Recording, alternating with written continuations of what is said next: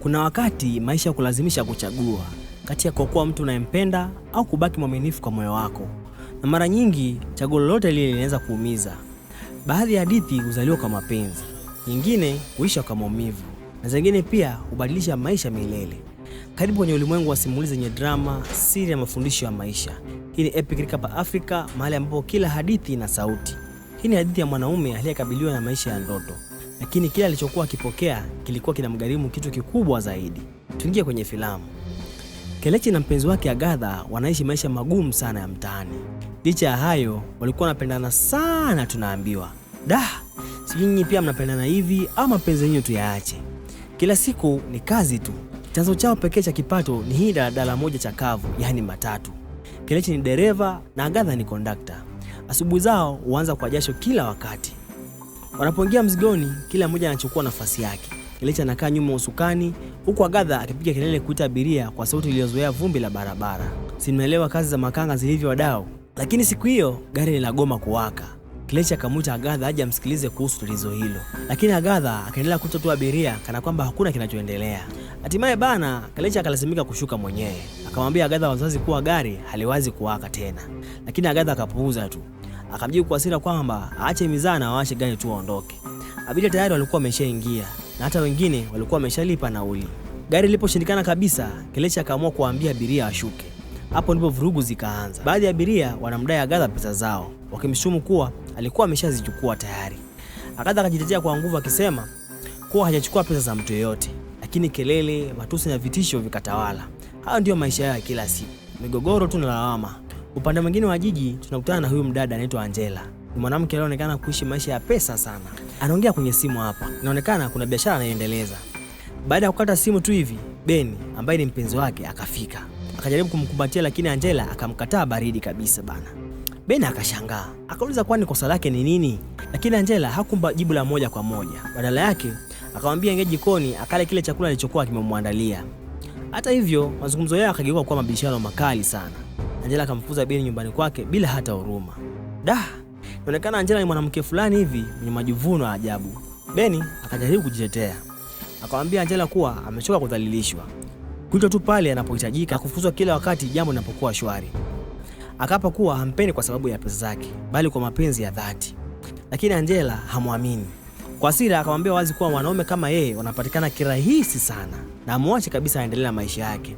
Hapo sidhani kama Angela alikuwa amedanganya, maana vijana siku hizi wanaabudu pesa kiajabu. Kwa uchungu, Ben akaondoka. Wakati huo upande mwingine, Kelechi anaonekana akiwa kwenye simu na muuguzi. Akaelezwa kuwa anatakiwa kumchukua dada yake hospitalini kwa sababu bili haijalipwa. Mpenzi wake alipokuwa anaingia, akalazimika kumwambia tu ukweli. Akamwambia kuwa simu kutoka hospitalini ilikuwa imepigwa na daktari wanadesha pesa ili mgonjwa wao aendelee kutibiwa, la sivyo ataachiliwa. Usiku unapoingia, hadithi inarudi tena kwa Angela. Anampigia Ben simu na kumtumia pesa. Ben akapokea na Angela akamsitizia kuwa amemiss kinoma, kwa hivyo aje nyumbani kwake.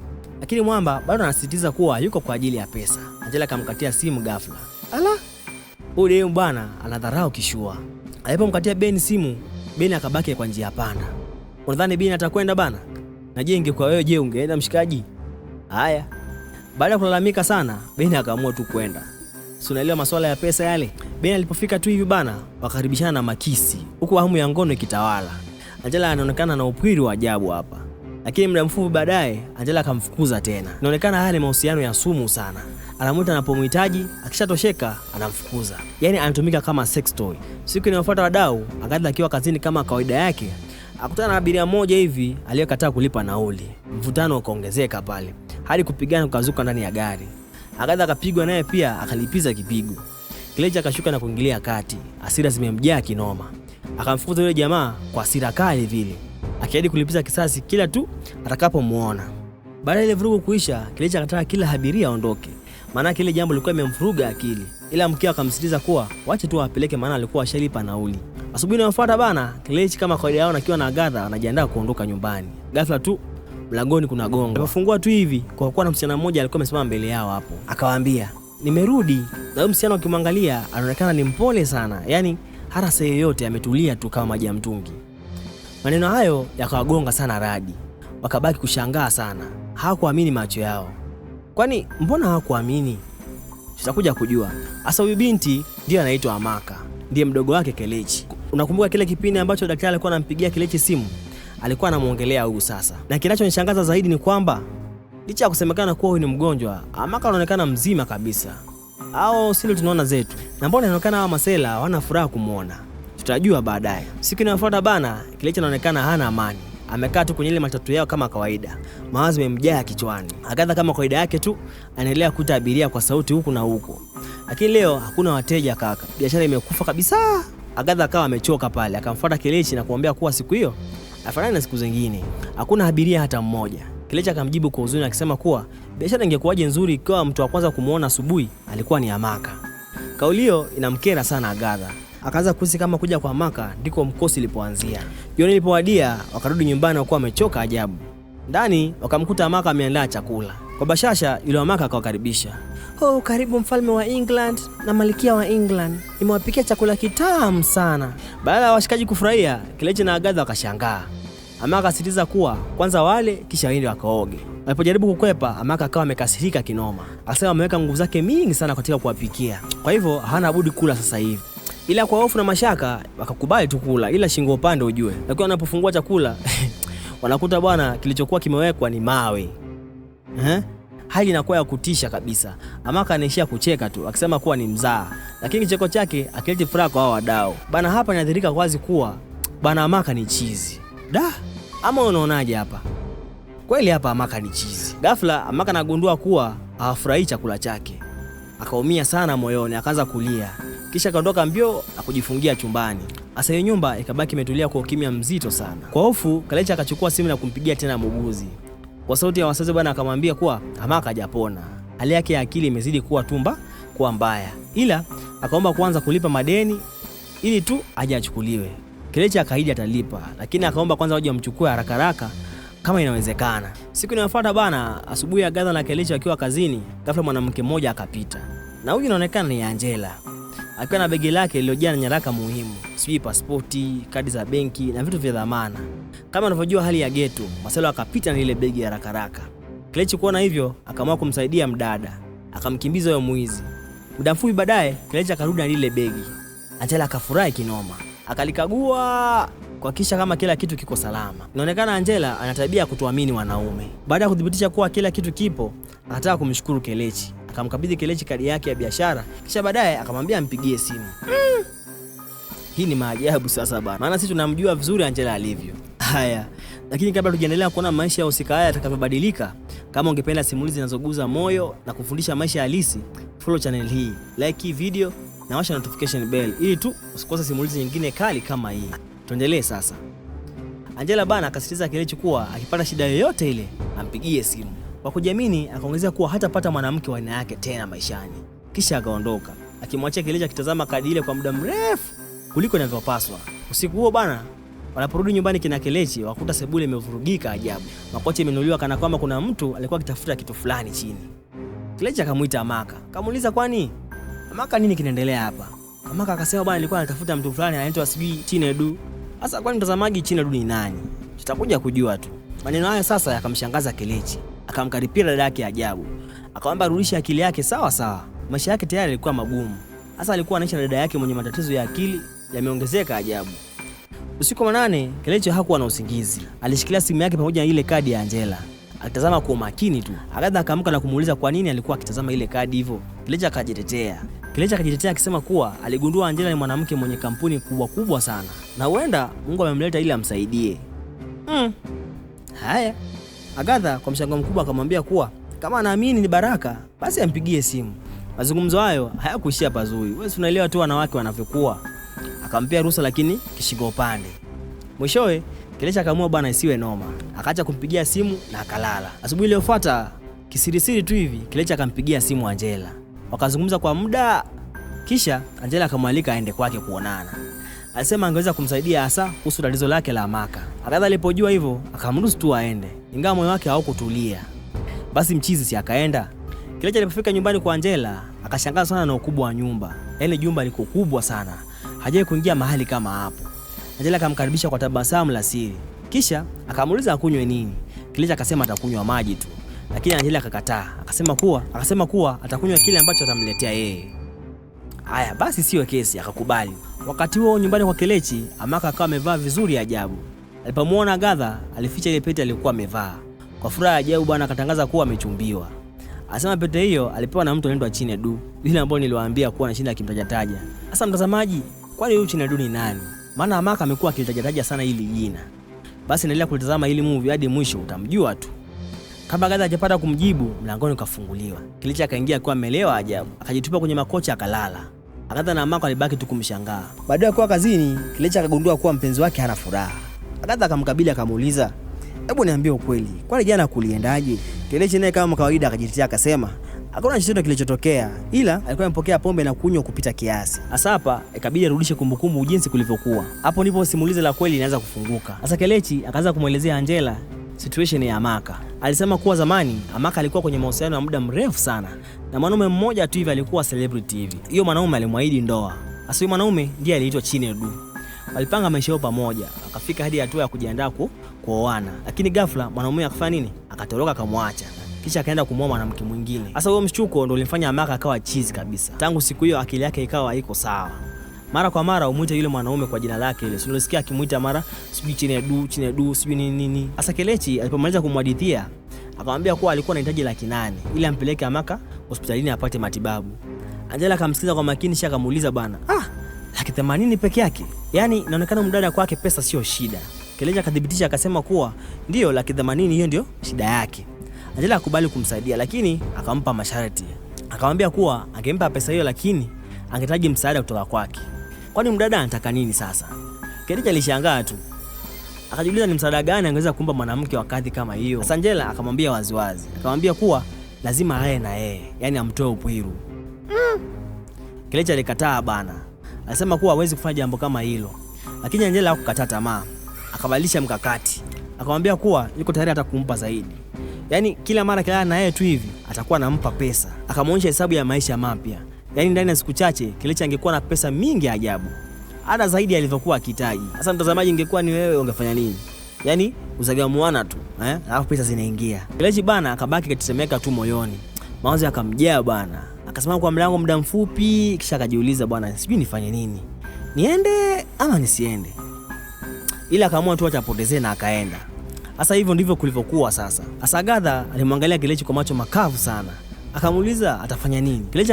Kelechi akakiri kuwa ndio ako na shida ya pesa, lakini moyo wake hawezi kubali kumsaliti mke wake. Baby, sasa kama hapa ningekuwa mimi mwenyewe sipo sasa, ungefanya nini? Naye Kelechi akajibu akasema, si ningeenda kuzangamwana tu hivi. Mimi ningeenda nimzagamue anipe zile hela. Sasa aliposema hivyo, sasa mdada hakuwa na budi. Akamwambia tu basi mshua fanya nini? Wewe fanya elekea tu. Yaani hapa inashangaza sana. Yaani kama ingekuwa ni wewe mtazamaji, yaani ukubali kupea mshua wako yani ile ruhusa ya kwenda kulala na mtu mwingine, wewe ungekubali?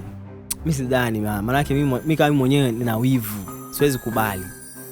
Sasa maneno hayo yakamwacha Kelechi akiwa na medua kabisa. Akaanza kujiuliza bwana, hii ni kama setup Hii ni kama setup.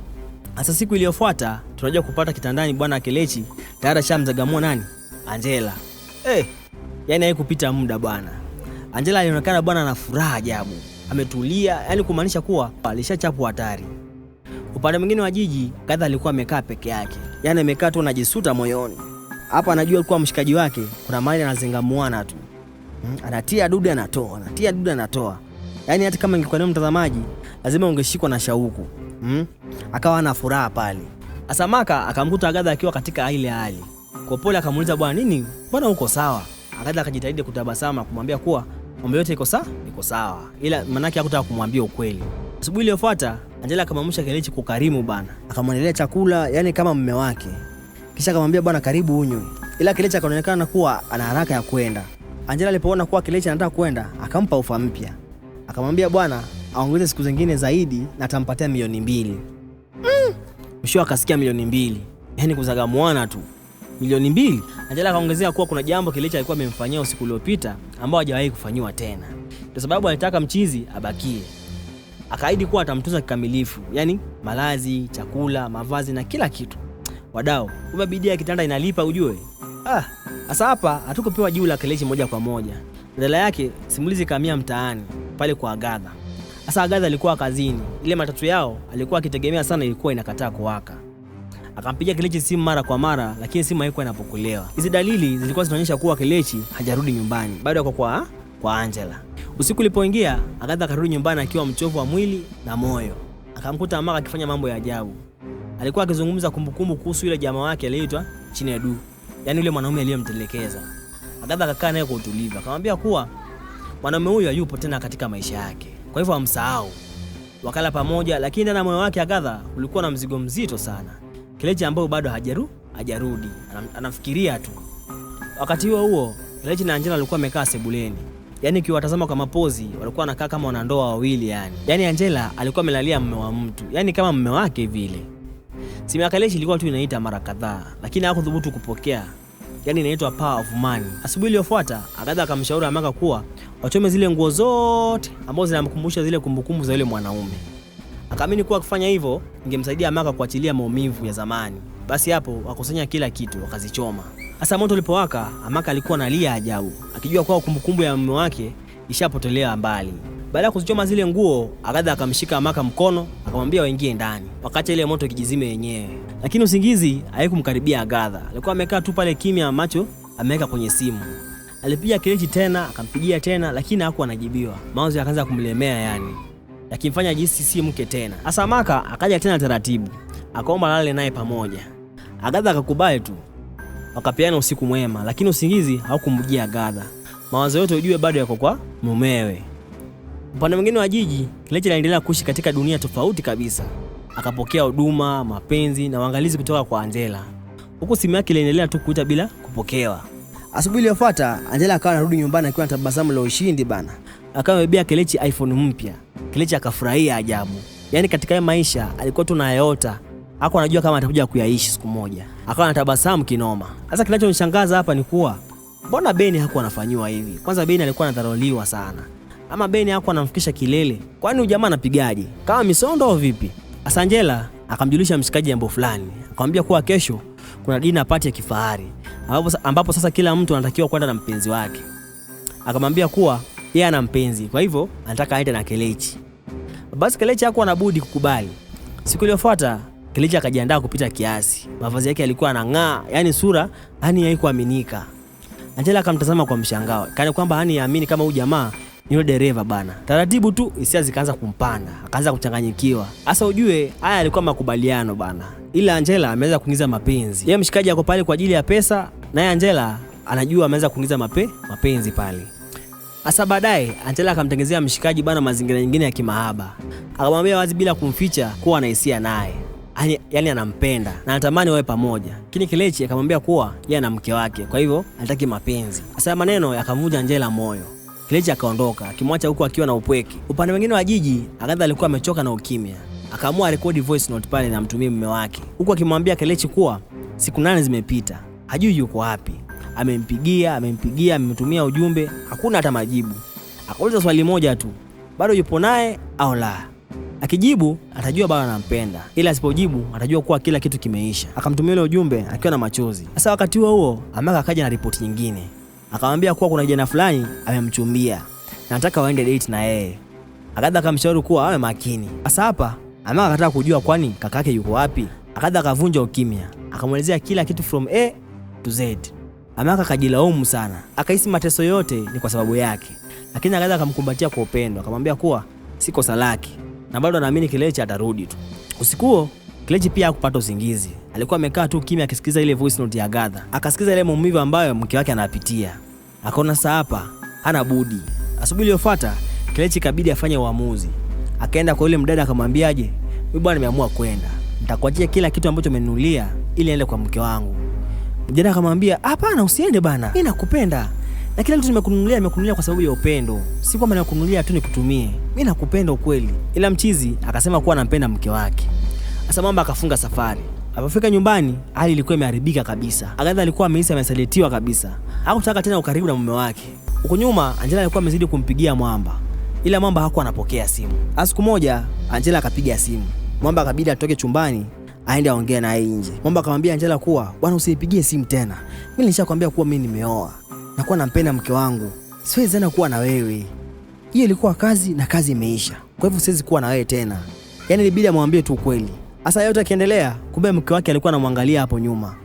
Akasikiza maneno ni matamu sana, akajua kuwa mume wake anampenda na anamjali pia. Sasa Agatha akafurahia sana, akaanza kutabasamu tu pale, akaanza kumkonyezea mume wake kale kamacho, kumwambia njoo ule, njoo ule. Mchizi akashangaa, vipi? Njoo ule. Yaani sasa furaha imesharudi. Wakati ukapita, muda ukapita, Angela alikuwa amemiss tu mshikaji, ikabidi aende nyumbani kwake. Alipoenda akaanza kuongea kwa madharau, akajigamba kuwa ana mali na uwezo wake. Hasa mbele ya macho yao akaanza kumtumia Kelechi pesa hapo hapo. Kisha akasimama kwa kiburi akidhani kuwa huyu ni Beni. Kelechi akabaki ameduaa. Agatha akawa anaumia sana, lakini akasimama imara. Agatha alipohisi kuwa madharau imezidi, akaamka. Akabidi wafokeane yule mdada. Akapelekana mbio, akamtusi, kisha akamfukuza. Siku baadaye zikapita polepole. Mbali kwa Agatha, Kelechi na Amaka, furaha kazidi kurudi taratibu. Wakawa wanacheka, wanacheza, na wanajisikia kama familia tena. Ghafla jana alikuwa akimchumbia Amaka akarudi. Akasema kuwa anajua kila kitu kuhusu hali yake na bado yuko tayari kumwoa. Akaleta zawadi ya $2,000,000 ili tu kumsaidia maisha yao na matibabu ya Amaka. Furaha ikaja ndani ya nyumba hiyo tena. Amaka akamshika Agatha mkono, wakatoka nje ili tu waache majamaa wakiongea. Na hapa ndipo inakuwa mwisho wa hili filamu. Inaitwa Wheels of Love. Hii hadithi inatufunza kuwa tamaa inaweza kuvunja moyo, lakini pia upendo wa kweli hauwezi kununuliwa kwa pesa. Kama umefurahia simulizi kama hii, usikose kusubscribe channel hii, gonga like na kuwasha notification bell ili usikose hadithi nyingine kali kama hizi. Asanteni.